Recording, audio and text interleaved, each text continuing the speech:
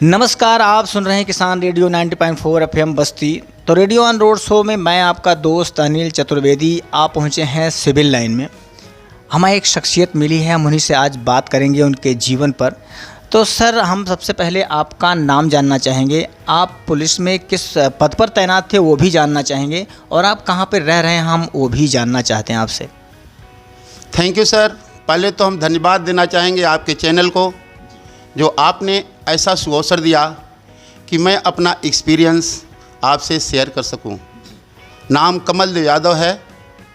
Police विभाग से as a constable driver के पद से मैं रिटायर हुआ हूं। बस्ती के बगल थाना मोहली, ग्राम रतनपुर है, मैं वहां का निवासी हूं और वहीं पर रहता हूं। कुछ काम हेतु बस्ती आया हूं। ये मेरी सौभाग्य है जो आज आपसे हमारी मुलाकात हुई। जी, बहुत ही बहुत धन्यवाद सर, आपने हमारे चैनल को धन्यवाद ज्ञापित किया। सर, आप पुलिस विभाग में आप कब से तैनात हैं, हम थोड़ा उसके बारे में भी आपसे जानना चाहते हैं। अप्रैल 2080 में मैं एज ए कांस्टेबल के पद पर 2nd बटालियन PSC सीतापुर में तैनात हुआ। उसके बाद वहीं से 85 में ड्राइविंग कोर्स की और उसके बाद हमारी पोस्टिंग 34 PSC भुल्लनपुर में हो गई। वहाँ हम 6-7 साल रहे। उसके बाद में फिर IG जोन गोरखपुर के यहाँ मैं रहा। उसके बाद 2 साल मैं बस्ती में भी कार्यरत था। उसके बाद बॉर्डर लागू हो जाने की वजह से मेरा स्थानांतरण फिर जनपद श्रावस्ती हो गया और वहीं से मैं रिटायर होकर के अपने घर आ गया। जी, बहुत ही काफ़ी लंबा अनुभव रहा है। कई जगहों पे आप रहे, कई डिस्ट्रिक्टों में आप रहे। तो हम ये भी जानना चाहेंगे कि आपने इतने जगहों पर अपनी सेवाएं दी, क्या क्या चुनौतियां आपको देखने को मिली अपने इस PSC लाइन में? चुनौतियां तो बहुत आती हैं। जैसे बेहमई कांड हुआ था, और जब बेहमई कांड हुआ था तो हम लोग रात रात में अरहर के खेत में एम्बुश लगाते थे। जी, बजड़े कटे हुए होते थे, उसमें हाथ छिल जाते थे। तब हम लोगों का जो वेतन था मात्र 300 रुपये महीने था। चुनौतियां बहुत आती थीं, लेकिन एसोसिएशन हमारे विचारों को प्रभावित करता है। हमारे जितने अधिकारी थे हमारी गाइडलाइन करते थे, हमें समझाते थे और उससे हमें ऊर्जा मिलती थी, और उस ऊर्जा के वजह से हम लोग कठिन परिस्थितियों का सामना कर करके आगे बढ़ते थे। जी बिल्कुल, एक बहुत सही कहा आपने कि बहुत सारी चुनौतियां आती हैं और चुनौतियों से पार पाना ही हमारा काम था। अच्छा, हम आपसे ये भी जानना चाहेंगे कि बस्ती में आप किस सन में आप बस्ती में आए हुए थे?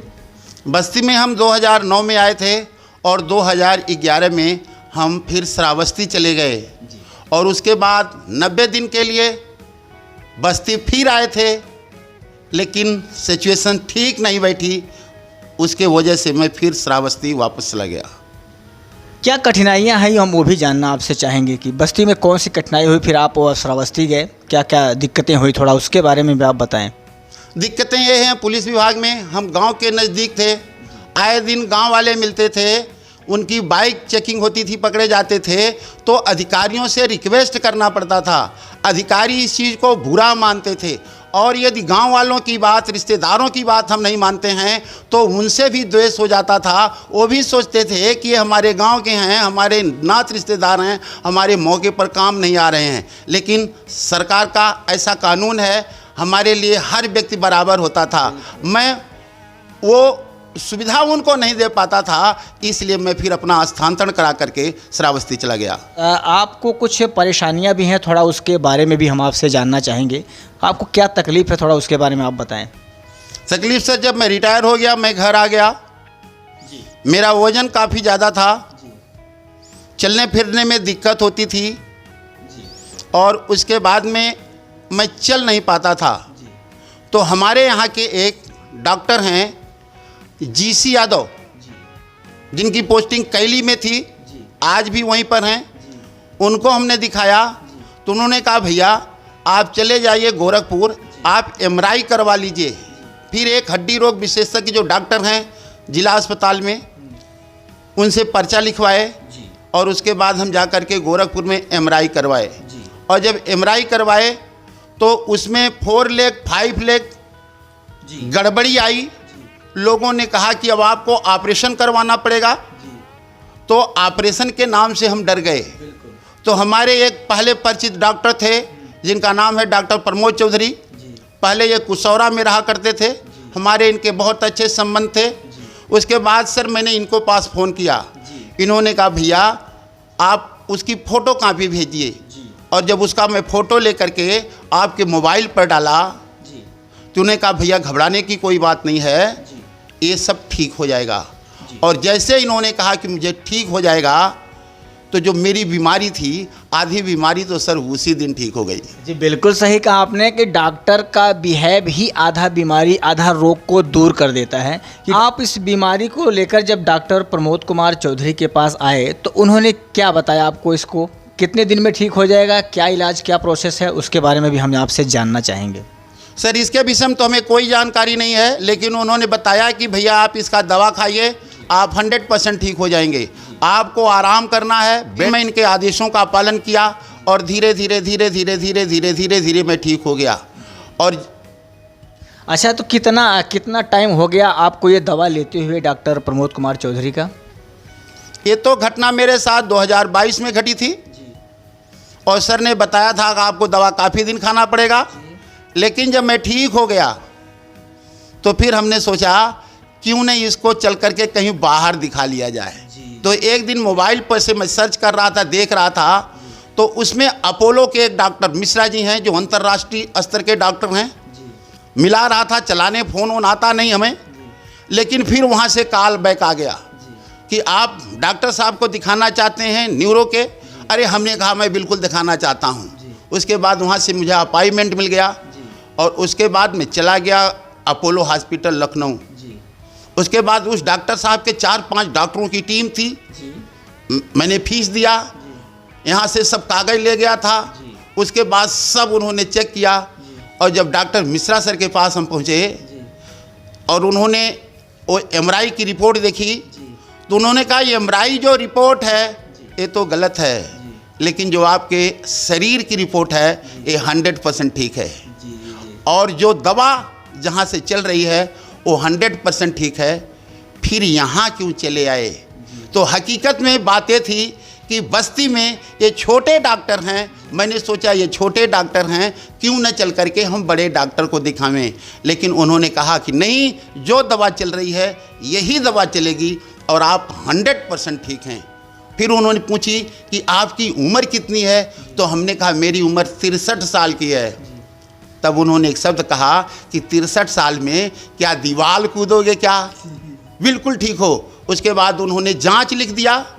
तो हमने कहा जब जांच लिख दिए और मैं ठीक हूँ तो मैं जांच भी नहीं करवाया और मारे खुशी खुशी मैं फिर बस्ती चला आया। अच्छा, हम बात करना चाहेंगे कि डॉक्टर साहब ने आपका इलाज किया, आप कितना संतुष्ट हैं डॉक्टर प्रमोद कुमार चौधरी के इलाज से?